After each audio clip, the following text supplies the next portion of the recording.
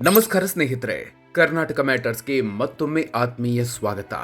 ಪ್ರತಿದಿನ ಟ್ರಾಫಿಕ್ನಲ್ಲಿ ಸಿಲುಕಿ ಒದ್ದಾಡ್ತಿರುವ ಬೆಂಗಳೂರಿಗರಿಗೆ ಹಾಗೂ ಕೆಲಸದ ನಿಮಿತ್ತ ನಿತ್ಯ ಬೆಂಗಳೂರಿಗೆ ಓಡಾಡುವ ಅಕ್ಕಪಕ್ಕದ ಜಿಲ್ಲೆಗಳ ಜನರಿಗೆ ಕೇಂದ್ರ ಸರ್ಕಾರ ಭರ್ಜರಿ ಗುಡ್ ನ್ಯೂಸ್ ನೀಡಿದೆ.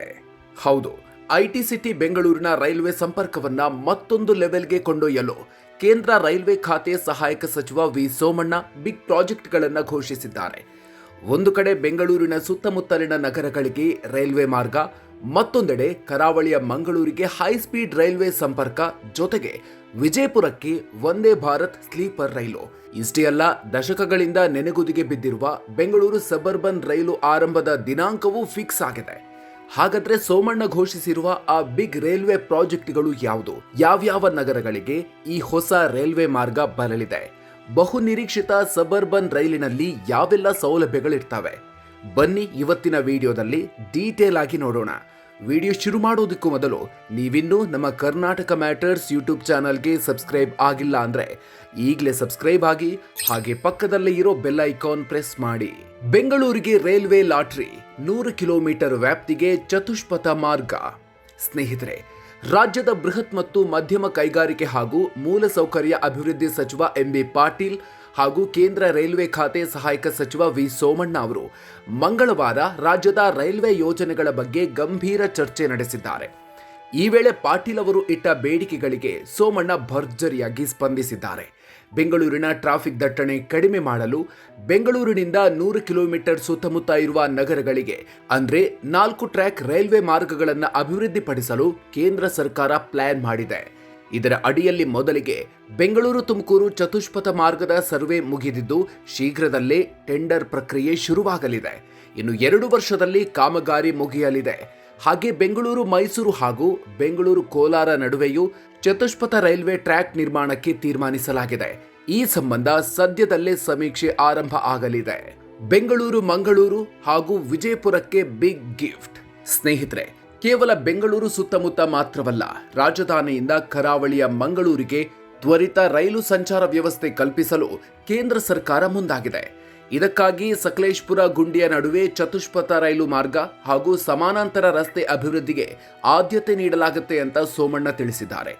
ಉತ್ತರ ಕರ್ನಾಟಕದ ಜನರಿಗೂ ಗುಡ್ ನ್ಯೂಸ್ ಸಿಕ್ಕಿದ್ದು, ಇನ್ನು ಕೇವಲ 3-4 ತಿಂಗಳಲ್ಲಿ ವಿಜಯಪುರಕ್ಕೆ ವಂದೇ ಭಾರತ್ ಸ್ಲೀಪರ್ ರೈಲು ಸೇವೆ ಆರಂಭ ಆಗಲಿದೆ. ಅಲ್ಲದೆ ಬೆಂಗಳೂರು ಪುಣೆ ಮಧ್ಯೆ ಹೈಸ್ಪೀಡ್ ರೈಲು ಆರಂಭಿಸುವ ಬೇಡಿಕೆಗೂ ಕೇಂದ್ರ ಸರ್ಕಾರ ಸಕಾರಾತ್ಮಕವಾಗಿ ಸ್ಪಂದಿಸಿದೆ. ಸಬರ್ಬನ್ ರೈಲು ಫಸ್ಟ್ ಟ್ರೈನ್ ಬರೋದು ಯಾವಾಗ? ಸ್ನೇಹಿತರೆ, 1983ರಲ್ಲೇ ಪ್ರಸ್ತಾವನೆಯಾಗಿದ್ರು ಇಂದಿಗೂ ಕನಸಾಗಿ ಉಳಿದಿರುವ ಬೆಂಗಳೂರು ಉಪನಗರ ರೈಲು ಯೋಜನೆ ಈಗ ವೇಗ ಪಡ್ಕೊಂಡಿದೆ. K ride MD Lakshman Singh ಅವರು ಹೇಳೋ ಪ್ರಕಾರ ನವೆಂಬರ್ 2027ರ ಹೊತ್ತಿಗೆ ಸಬರ್ಬನ್ ರೈಲಿನ ಮೊದಲ ಪ್ರೋಟೋಟೈಪ್ ಟ್ರೈನ್ ಬೆಂಗಳೂರಿಗೆ ಬಂದಿಳಿಯಲಿದೆ. 148 ಕಿಲೋಮೀಟರ್ ಉದ್ದದ ಈ ಪ್ರಾಜೆಕ್ಟ್ಗೆ ಬೇಕಾದ ಒಟ್ಟು 306 ಕೋಚ್ಗಳನ್ನು ಚೆನ್ನೈನ ಇಂಟೆಗ್ರಲ್ ಕೋಚ್ ಫ್ಯಾಕ್ಟರಿ ಸಪ್ಲೈ ಮಾಡಲಿದೆ. ನವೆಂಬರ್ 2007ರ ನಂತರ ಪ್ರತಿ ತಿಂಗಳು 3 ಟ್ರೈನ್ಗಳು ಬೆಂಗಳೂರಿಗೆ ಬರಲಿವೆ. ಆರಂಭದಲ್ಲಿ 3 ಕೋಚ್ಗಳ ರೈಲ್ಗಳು ಪೀಕ್ ಅವರ್ನಲ್ಲಿ ಪ್ರತಿ 5 ನಿಮಿಷಕ್ಕೊಮ್ಮೆ ಸಂಚರಿಸಲಿವೆ. ಡಿಸೆಂಬರ್ 2028ರ ಹೊತ್ತಿಗೆ ಕಾರಿಡಾರ್ 2 ಅಂದ್ರೆ ಬೈಯಪ್ಪನಹಳ್ಳಿ ಚಿಕ್ಕಬಾಣವಾರ ಮಾರ್ಗದಲ್ಲಿ ರೈಲ್ವೆ ಸಂಚಾರ ಆರಂಭಿಸುವ ಟಾರ್ಗೆಟ್ ಇಟ್ಕೊಳ್ಳಲಾಗಿದೆ. ಸಬರ್ಬನ್ ರೈಲಿನಲ್ಲಿ ಇರಲಿವೆ ಭರ್ಜರಿ ಫೆಸಿಲಿಟಿ.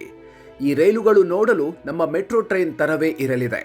ಅಂದ್ರೆ ಕೋಚ್ಗಳ ಒಳಗೆ ಗೋಡೆಗೆ ಒರಗಿದಂತೆ ಉದ್ದುದ್ದದ ಸೀಟುಗಳು ಇರಲಿವೆ.